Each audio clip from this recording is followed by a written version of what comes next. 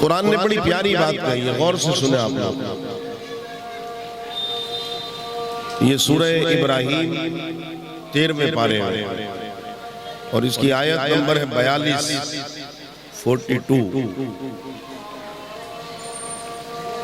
तो कभी हमारी जिंदगी में बिना ऐसे मामलात आ जाए करें तो ये आयत जहन में रखा करें। फरमाता है वला तहसबन्नल्लाह गाफिलन अम्मा यअमलु ज़ालिमून। फरमाता है वला तहसबन्नल्लाह, हसीबा यहसबु के माना आता गुमान करना, यानी जबान से कहना नहीं, सोचना, किसी बात का सोचना, गुमान करना। ये बड़ी छोटी सी बात है ना नजर में।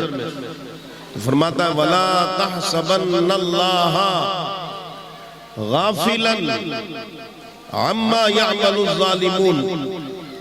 मेरे बंदो ये तुम गुमान भी मत करो, सोचो भी मत, यानी कभी जहन में मत लाओ ये बात।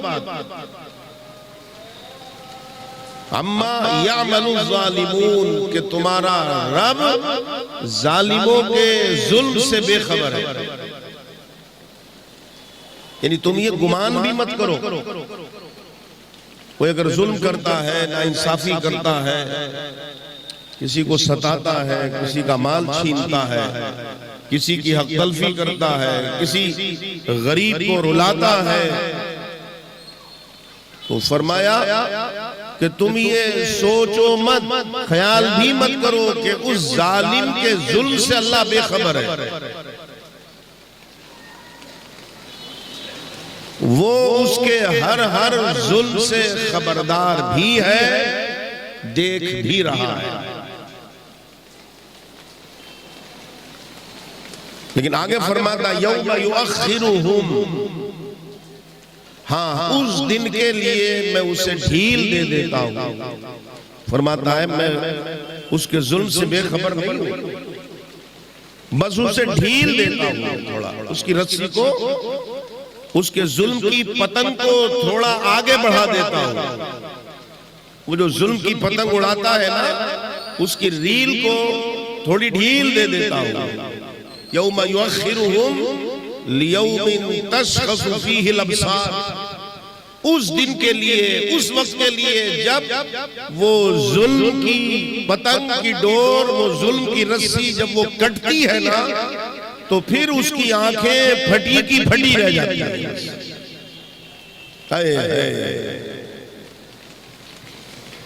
मत सता जालिम, किसी को मत किसी की आह ले। मत सता जालिम, किसी को मत किसी की आह ले। दिल के दुख जाने से नादा अर्श भी हिल जाए।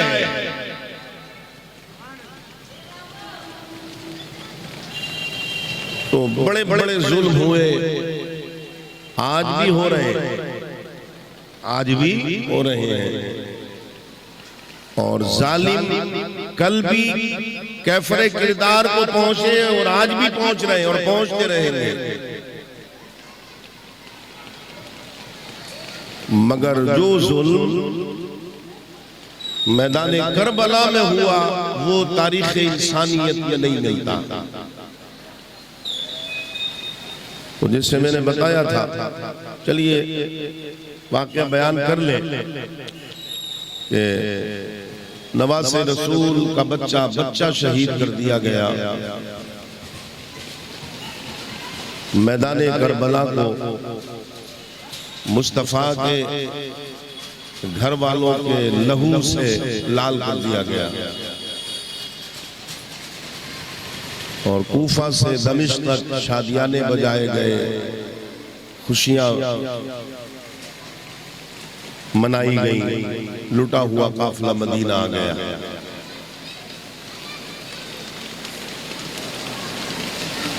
अब क्योंकि जब मालूम हुआ कि नवासे रसूल की शहादत हो गई तो जिससे मैंने पहले भी कहा था कि इतने जराए नहीं थे ना कि एकदम खबर पहुंच जाए, वो तो जैसे जैसे खबर पहुंची और लोगों को पता चला तो खास तौर से सबसे पहले मदीना वालों ने यजीद की बेअत तोड़ दी, मक्का वालों ने बेअत तोड़ दी, और हजरत अब्दुल्ला बिन जुबैर जो सिद्दीक अकबर रज़ी अल्लाह तआला अन्हु के नवासे हैं, याद रखें, और हजरत आयशा जो हम सब की माँ है, उनकी बड़ी बहन हजरत अस्मा रज़ी अल्लाह तआला अन्हा, उनके बेटे हैं ये हजरत अब्दुल्ला बिन जुबैर। और ये वो है कि जब सारे सहाबा हिजरत करके मदीना पहुंचे थे तो कुछ दिनों तक कोई बच्चा पैदा नहीं हुआ था, तो यहूदियों ने ताना दिया था कि अब मुसलमानों की नस्लें खत्म हो गई। तो हिजरत के बाद मदीने में सबसे पहला पैदा होने वाला बच्चा यही हजरत अब्दुल्ला बिन जुबैर है, जो हुजूर ने अपने मुंह मुबारक में खजूर चबाकर इनको घुट्टी खिलाई, तो इनके हाथ पर लोगों ने बेअत कर लिया और यजीद की बेअत तोड़ दी और इनकार कर दिया उसने। हिजरी कौन सी है? 61, 62 का साल गुजर गया। बहुत कोशिश करी इसने कि लोग फिर मेरे दबाव में आ जाए, लेकिन कोई नहीं माना। 3 हिजरी जब आई तो 3 हिजरी में इसने मदीने पर हमला करने के लिए एक बहुत बड़ा लश्कर तैयार करके और मुस्लिम बिन उक़बा को लेकर इसने भेज दिया। तो मैं अर्ज कर रहा था कि फिर जालिम जो है उसको ढील दी जाती है। यौम युअख्खिरुहुम लियौमिन तशख़सु फ़ीहिल अब्सार,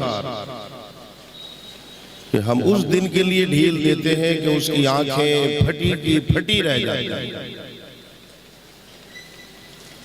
और तुम ये जहन से खुरच कर फेंक देना कि तुम्हारा रब जालिमों के जुल्म से खबरदार नहीं है। वला तहसबन्नल्लाह गाफिलन अम्मा यअमलु ज़ालिमून, वो उनके जुल्म की हर हर नक़्लो हरकत से बाखबर भी है और देख ही रहा है। और ये सुन्नत इलाही है, याद रखें। नमरूद ने कहा मैं खुदा हूं,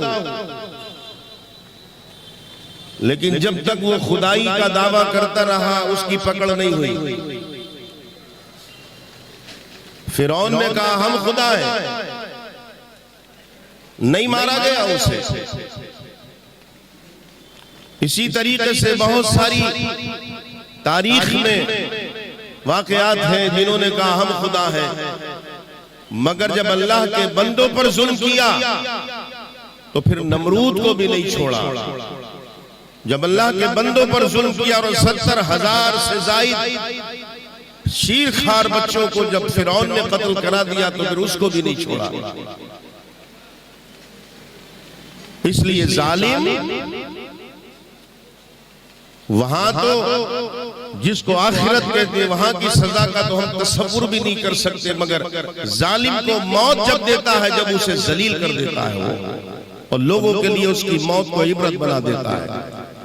जिन लोगों ने नवासे रसूल को शहीद किया, इस रूए जमीन पर उन्हें एक ऐसी मौत जो सुबह कयामत तक हर शख्स के लिए एक इबरत बने न देता, ये सुन्नत इलाही के खिलाफ था। यजीद ने सोचा था कि हम जीत गए, मगर उसकी जब बेअत तोड़ी वाक़या करबला के बाद लोगों ने, तो उसने फिर वो सारी हदें पार कर दी, जुल्म की, बर्बरियत की, दहशत की और दरिंदगी की, और उसने एक लश्कर जर्रार तैयार करके उसका कमांडर ऑफ चीफ मुस्लिम बिन उक़बा को बनाकर 63 हिजरी में उसने उस शहर पर हमला करने के लिए रवाना कर दिया कि जिस शहर की हुदूद में फरिश्ते भी अदब से अपने परों को समेट कर चलते हैं।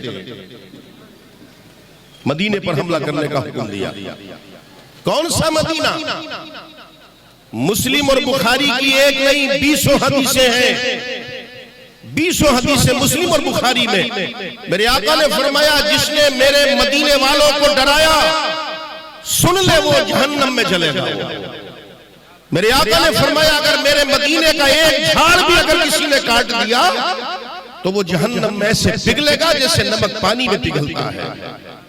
काजी अयाज अपनी अब शिफा में लिखते हैं, फरमाया एक चीता एक हिरन का पीछा कर रहा था।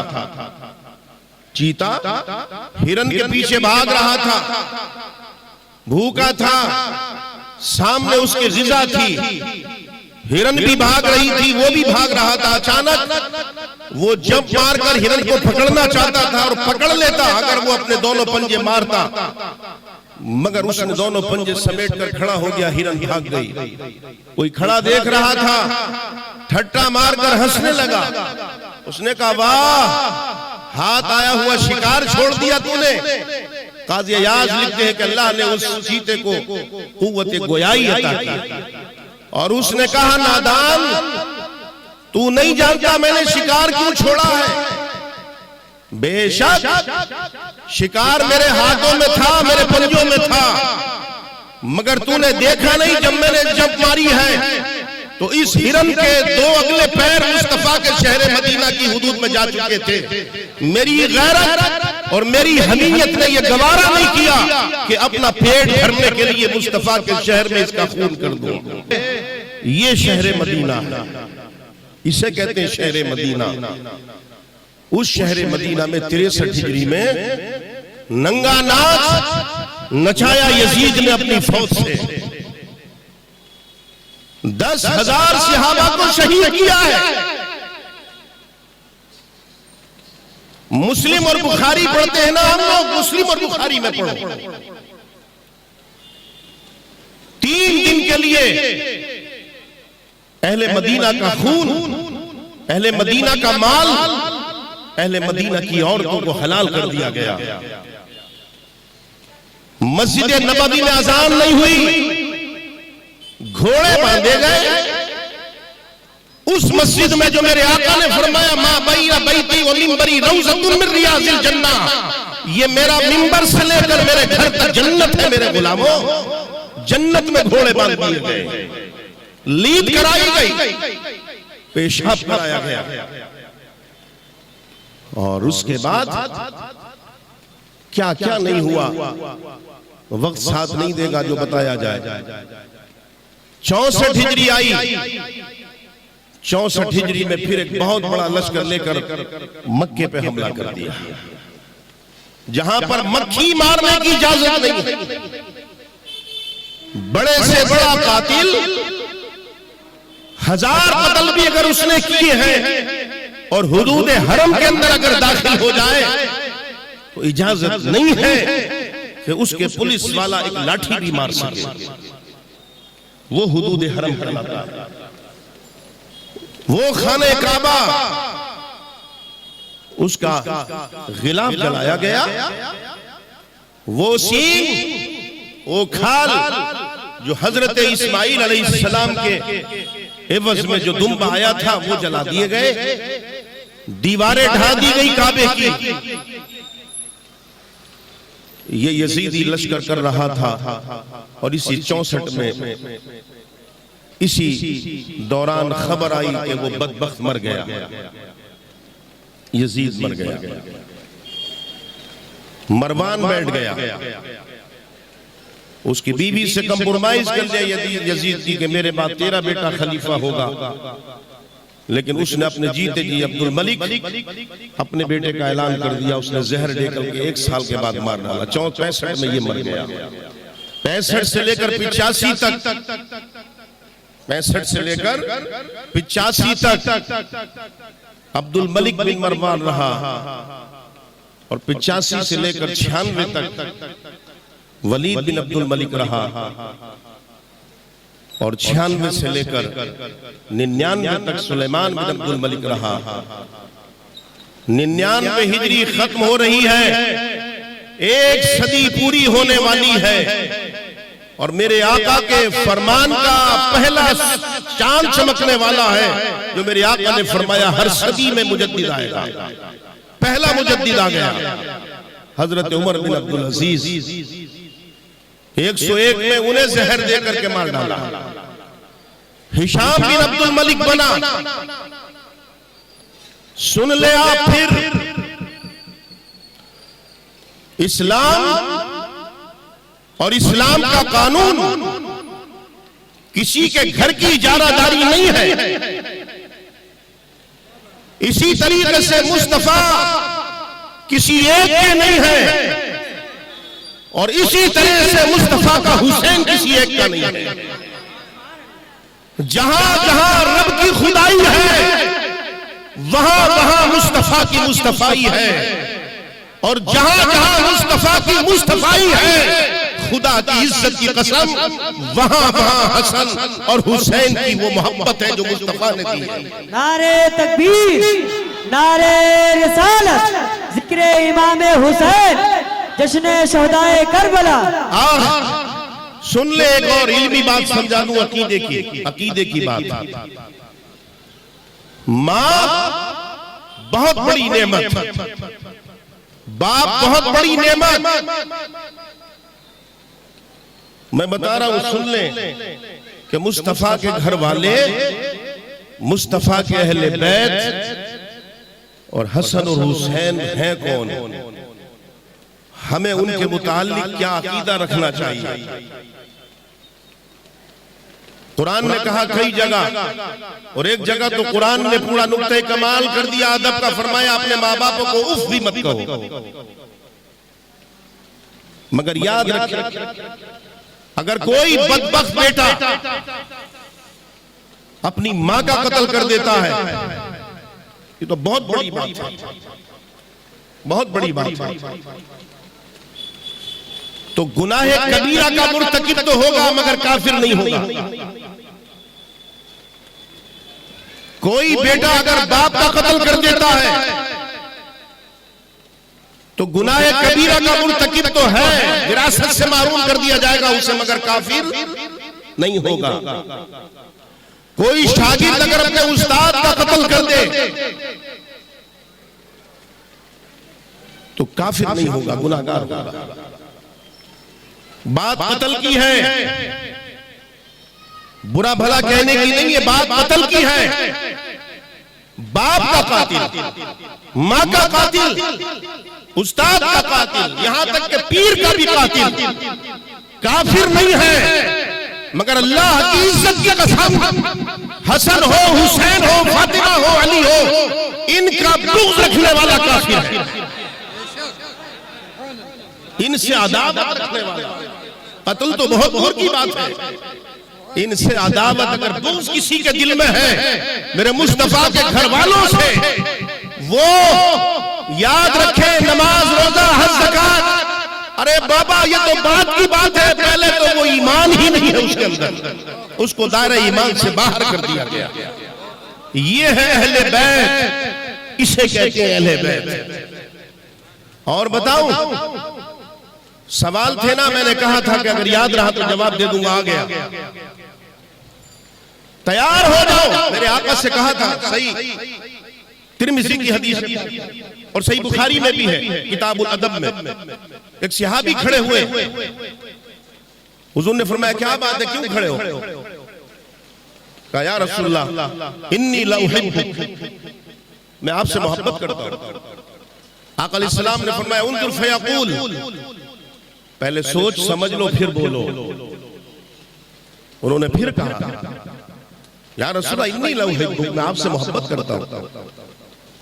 आका ने फिर वही फरमाया उन्जुर फयक़ूल। 3 बार हो गया, 3 बार।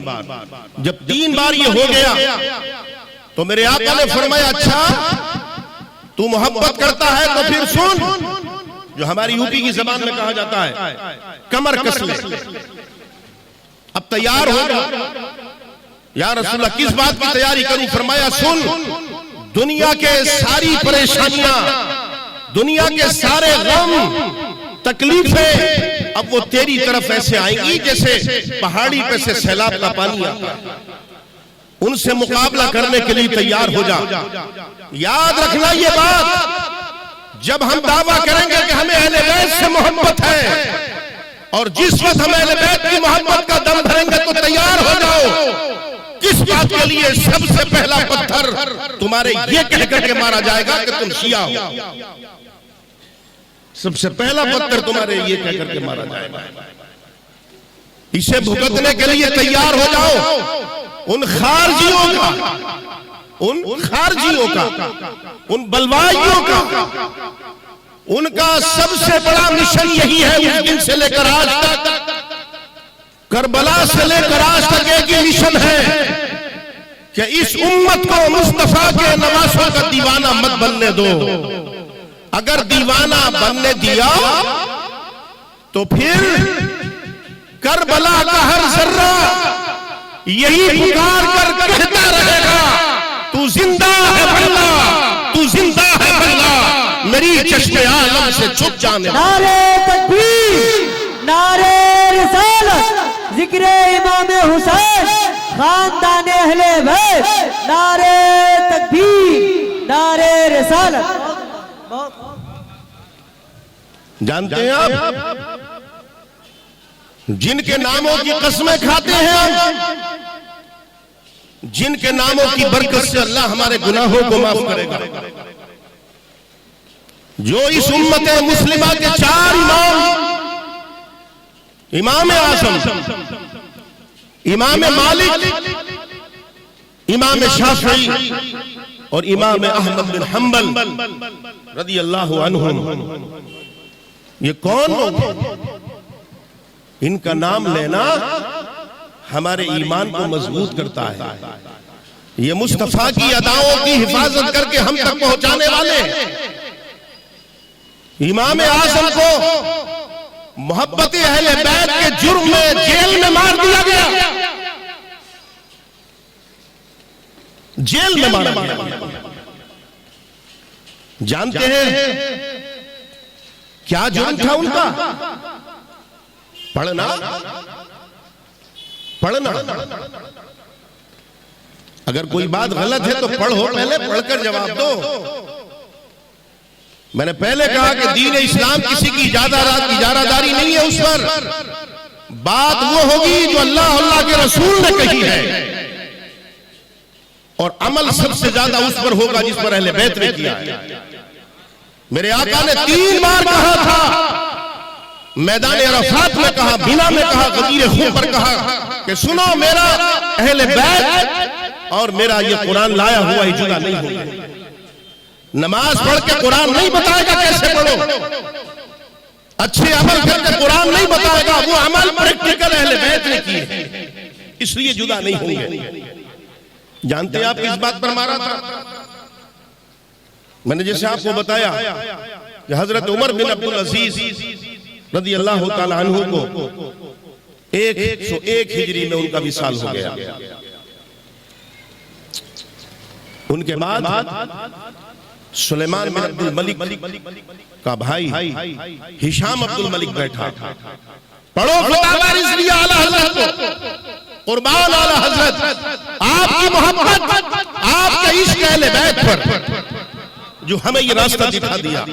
झूठे हैं वो लोग जो आला हजरत का नाम लेकर ये सीधी वकालत करते हैं। पढ़े आला हजरत को, फतावा रिज़विया पढ़ ले, जिल्द नंबर 5 पढ़े, मलफूजात पढ़ ले। हिशाम बिन अब्दुल मलिक जब बैठा कुर्सी पर तो जानते हैं आप, अहले बैत का वो एक फूल जो कली से फूल बन गया था, उसने मदीना से इरादा किया कि चलो नाना जान के मजार पर होकर आते, दादा जान के मजार पर हाजिरी दिया चलते। वो अहले बैत का फूल मदीना से चलता है। कूफा में इमाम आजम को पता चल गया कि मेरे हुसैन का पोता आ रहा है, जिनका नाम हजरत जैद है, जिनके बाप का नाम जैद के बाप का नाम अली औसत है, जिनको इमाम ज़ैनुल आबिदीन कहते हैं, जो करबला से वापस गए थे। उनके साहबजादे हजरत जैद बिन अली बिन हुसैन रज़ियल्लाहु अन्हु वो मदीना से चले कूफा के लिए कि करबला में जाकर मैं भी जरा हाजिरी दे लूं। जब वहां से चले तो हिशाम बिन अब्दुल मलिक का दौर था। खबर दे दी उसके चमचों ने कि अहले बैत का फूल आ रहा है। इमाम आजम कूफा से बाहर निकलकर इस्तिकबाल के लिए खड़े हो गए। उम्र में छोटे थे हजरत जैद, इमाम आजम उम्र में बहुत बड़े थे। जैसी मुलाकात हुई कदमों में गिर के बोसा दिया इमाम आजम और कहा ये मेरी किस्मत, ये तुर्रा इम्तियाज नोमान को इससे बढ़कर बड़ा और क्या मिल सकता। आपका असली नाम नोमान है। कहा चलिए। जब करबला की तरफ चले तो पुलिस ने अरेस्ट कर लिया। पुलिस ने रोक दिया, नहीं जाने देंगे, दादा के मजार पे जाने नहीं देंगे आपको, करबला नहीं जाने देंगे आपको। वहां जाकर के अगर आप चाहें कि बाबा की याद में तो आंसू बहा ले, नहीं बहाने दिया जाएगा आपको। आपने कहा मैं करबला जाना चाहता हूं, क्यों रोक रहे हैं आप? एक हर्फ रिकॉर्ड हो रहा है इस कैमरे में। अगर जर्रा बराबर भी झूठ है तो बताएं, साबित करें ये बात सही है गलत है। गिरफ्तार करके दमिश्क ले जाया गया। इमाम आजम जैसे तैसे बचे। इमाम आजम छुप कर मक्का आ गए। 6 बरस तक मक्के में छुप कर रहे इमाम आजम, 6 बरस तक। और हजरत जैद बिन अली को दमिश्क ले जाकर हिशाम बिन अब्दुल मलिक ने सर कटवाया और उनकी लाश को दमिश्क के दरवाजे पर लटका दिया। 2.5 बरस तक लाशा लटका रहा। नवासे रसूल के पोते। एक करबला नहीं है। और हजरत बैठे हैं। हजरत के जो जोड़े में जो खाक लगती है ना, मैंने संभाल के रखी है। रोजाना अपनी पेशानी का अपना बोसा देता हूं उसको। मुझे अहले बैत की मोहब्बत से मिला है खुदा की इज्जत की कसम। जिसको जो लेना है वो अहले बैत से मोहब्बत कर ले। नारे तकबीर, नारे रिसालत, जिक्रे इमाम हुसैन, खानदाने अहले बैत, नारे रिसालत।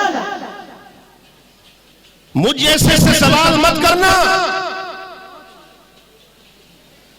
हम जैसे को दीवाने हमें मत छेड़ो। हमें छेड़ोगे तो तुम एक ही काम कर सकते हो जो करबला में यजीदियों ने किया था। गला तो काट सकते हो, मगर जैसे हुसैन का गला कटने के बाद भी वो जबान कुरान पढ़ती रही। खुदा की इज्जत की कसम, हमारा गला भी अगर कट जाएगा तो ये जबान अहले बैत का नारा लगाती रहेगी।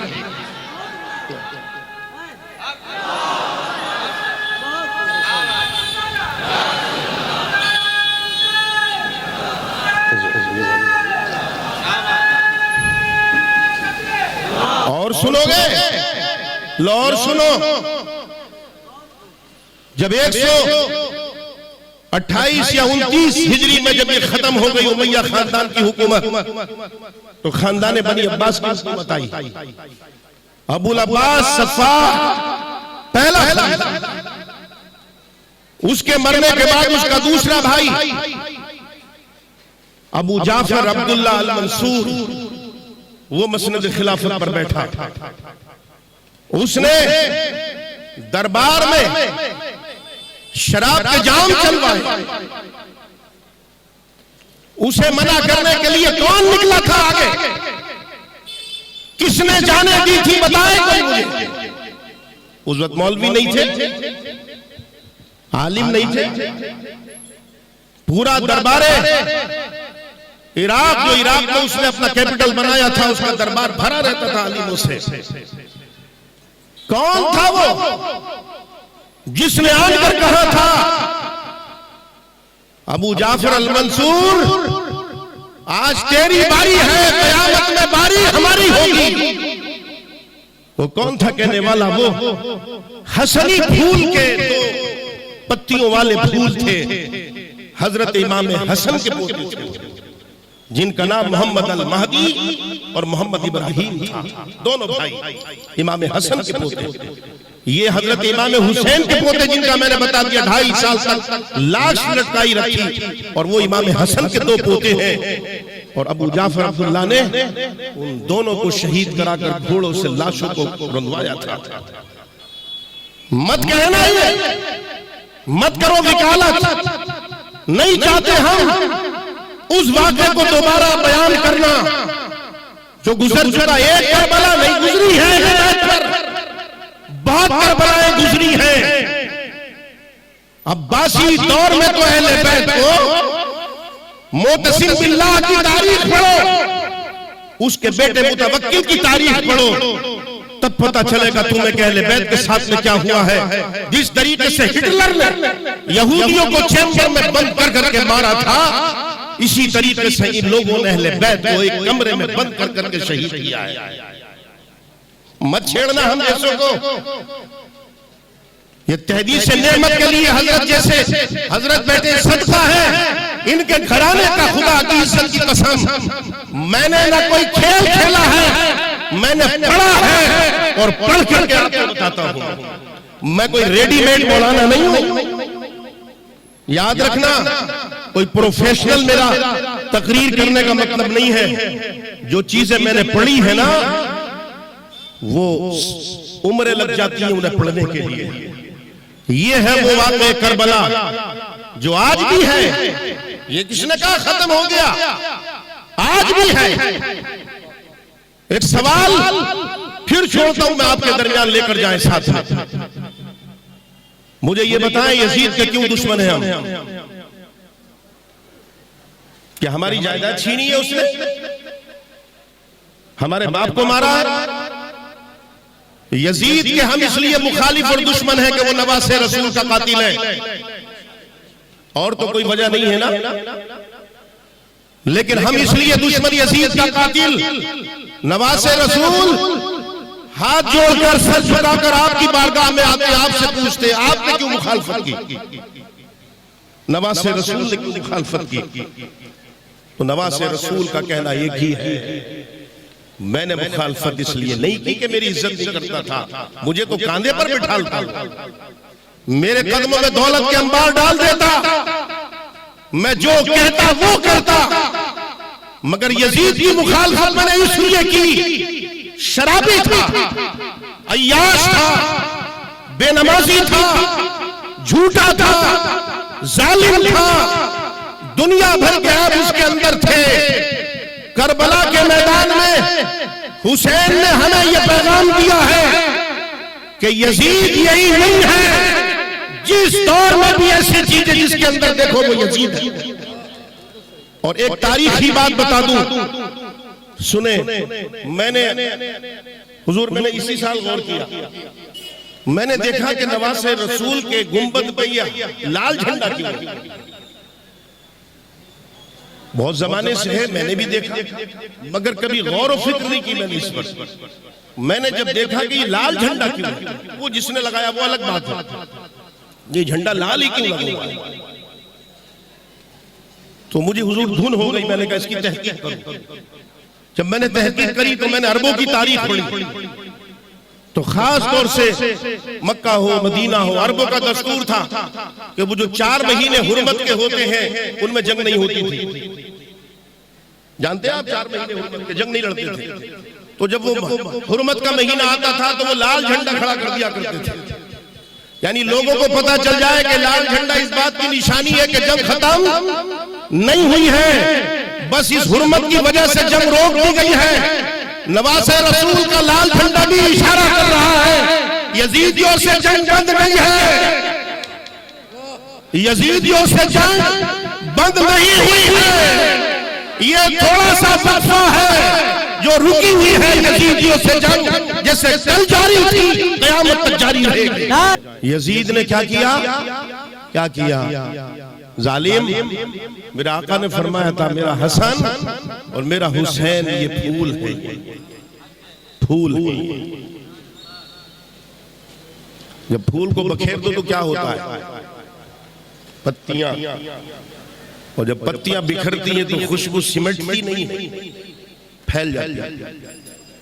यजीद इब्ने ज़ियाद शिमर, तुमने मुस्तफा के फूलों को बखेर दिया करबला में। अरे जालिमों, तुमने समझा नहीं ये फूल बिखर कर होगा क्या? तुम समझे हुसैन खत्म हो जाएगा, वो बिखरा हुआ फूल, उसकी पत्तियां जब करबला से चली तो कोई पत्ती बगदाद में गौसुल आजम बन गई। वो पत्ती हिंदुस्तान आई तो सुल्तानुल हिंद बन गई।